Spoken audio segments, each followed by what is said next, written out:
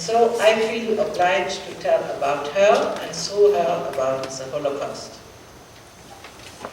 So I was born in Germany, in Berlin, the capital city, and my father was there, a deputy to the Minister for Domestic Affairs, a very high, one of the two highest Jewish officials in the German government.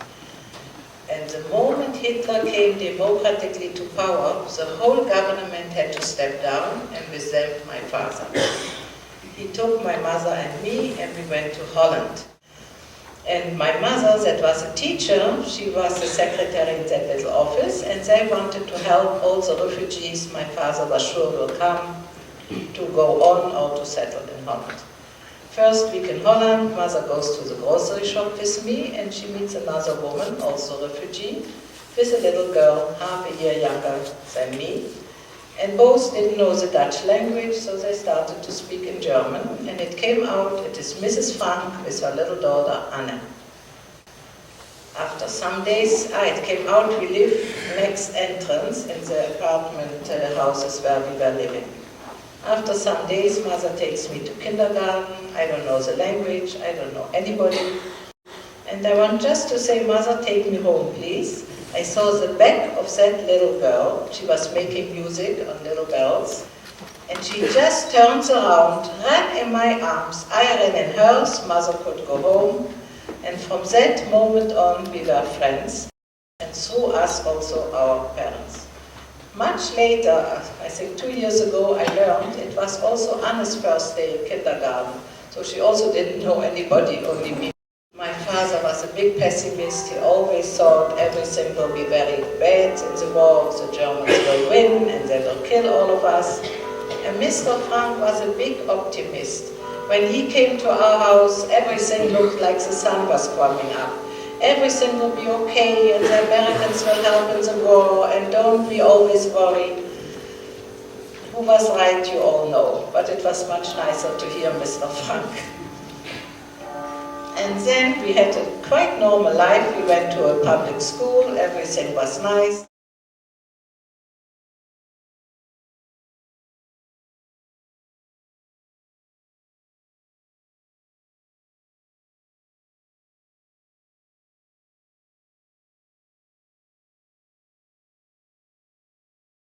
Oh.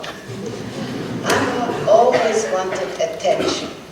And she did something very funny, and please, if there's not an orthopedic doctor here, don't try. She could take out her shoulder out of the socket, and then you wouldn't see it, you would hear it. It would go by knack, knack, knack, knack. And everybody would look at Anne, and Anne was so happy. She also always would write in the breaks between the classes. She would sit like this, she would shield her notebook, and she would write.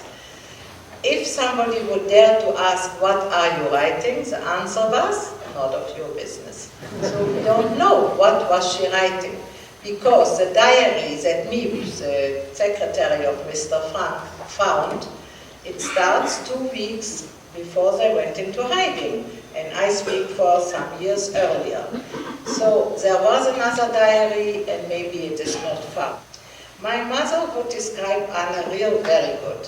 She would say, God knows everything, but Anna knows everything better.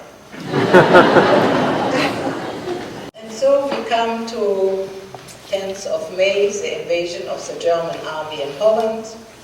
And after 5 days, the Dutch had to surrender. The laws against the Jewish people that the girl was reading before started slowly, slowly. By the 20th of June 1943, nothing helped anymore. Holland was, so as you call it, Judenrein, without Jewish people. The one in hiding you didn't see. And only people like us with a stem, also people that worked for the army. Everybody at this day was taken. They closed the whole area where we lived. They went from door to door. In the Christian homes they would look, maybe they have a Jew in hiding. And the Jewish people, you had 20 minutes and you could take 45 pounds of luggage. What happened was, in November 1944, a very windy and rainy night, all the tents blew down. and the women, it were only women, were sitting in the water. And then the next day, my part of the camp got the order to decrease. We stayed with 10 barracks and 10 for this 7,000 women. Now they really were very near, because the barracks you saw in the pictures were always very near. And then we learned there are 40 Dutch women between this group, what was left of the 7,000 women. They came nearer the fence, they heard in our part spoken Dutch. And in February 45, it took us 4 months, it was so dangerous, somebody told me, you know, your friend Anne Frank, she is here next to you in the camp. And I really got crazy, because I wrote the whole time, Anne Frank is in Switzerland and has fun with her grandmother. And now I hear she's next to me in even worse conditions than me. So I have no choice. At night I went near the fence. I started to call over very carefully, and I was lucky. The women that answered me was the women that was in hiding with the Franks, Mrs. Van Pels, in the old diary, Mrs. Van Daan, and the mother of Peter, Anne's boyfriend. And she knew me, I knew her. She says, oh, you want Anne? I said, sure.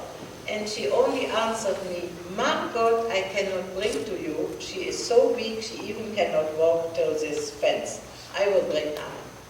So there I stood and was waiting. It was dark and cold and rainy. And then somebody is calling for me, and it was Anne. And you know, first thing, we both started to cry. And it was not the same Anne that I had known. It really was a broken little girl. And I say, how do you come here? I hope you are in Switzerland. And then, very short, she told me, we didn't try to go to Switzerland. The borders were much too good kept already. We went in hiding in Daddy's office. We only wanted this rumor to go around. And then we were betrayed. Then she told me about Auschwitz and gas cameras. I didn't know. That was the first time I heard the name of Auschwitz, little village in Poland, or Sweden, never heard about. And gas, I also didn't know. I told my father, but I don't remember if he knew or not, or he was very sick, he died 1 or 2 weeks later. I don't know what he answered me. I forgot. I'm sorry about it. And then I told her my mother died by childbirth. She knew about the baby, she didn't know about my mother.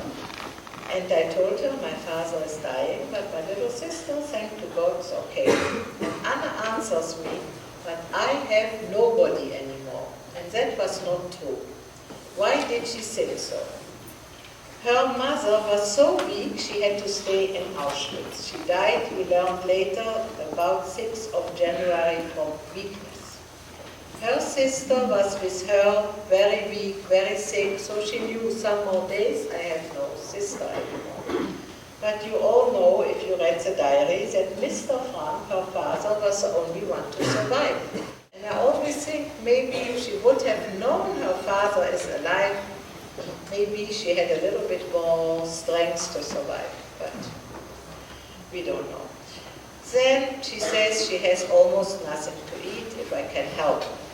So we also had the same, almost nothing to eat.